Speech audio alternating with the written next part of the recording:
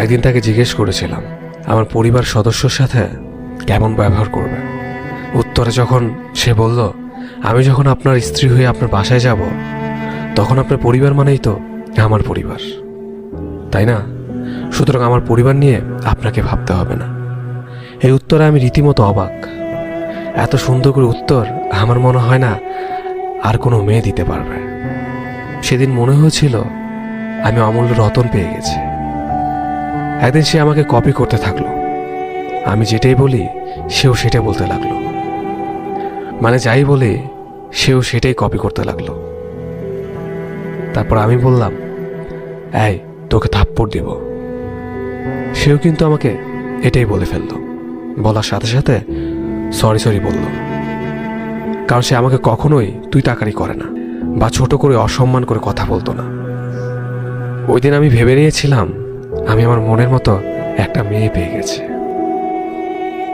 একদিন আমার জ্বর ও ঠান্ডা লেগে যায়।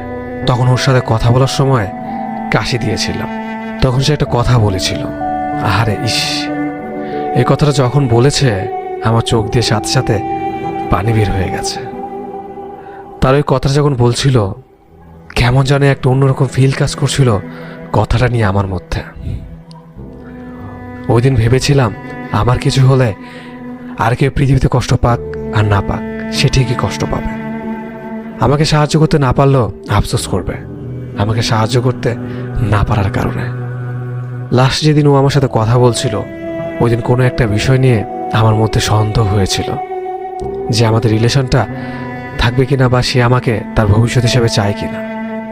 ওই দিন যখন আমাদের মধ্যে কথা হচ্ছিল, সেদিন আমি একটু রাখবো অভিমান যেটাই বলে, এজন্য জোরে একটা ধমক দিয়ে কথা বলছিলাম। সেদিন কলটা কেটে তারপর ও আমাকে একটা মেসেজ করে বলেছিল, আপনি এভাবে কথা বলবেন না, আমার ভয় লাগে। অনেক রাগের মধ্যে থেকেও ছোট্ট একটা হাসি দিলাম। এরপর আবার কল করলো এবং আমি স্বাভাবিকভাবে কথা বলছিলাম, কিন্তু তার কাছে মনে হচ্ছিল এই বুঝে সাউন্ড বের হয়ে যাবে। এজন্য বলছিল আর একটু ভালোভাবে কথা বলতে। এই দিন ওর জন্য এতটা ভালোবাসার মায়া কাজ করছিল যেটা বলে প্রকাশ করার মতো নয়। কিন্তু এত কিছুর পরেও রিলেশনটা রইল না, শুধুমাত্র তার কিছু ব্যবহারের কারণে।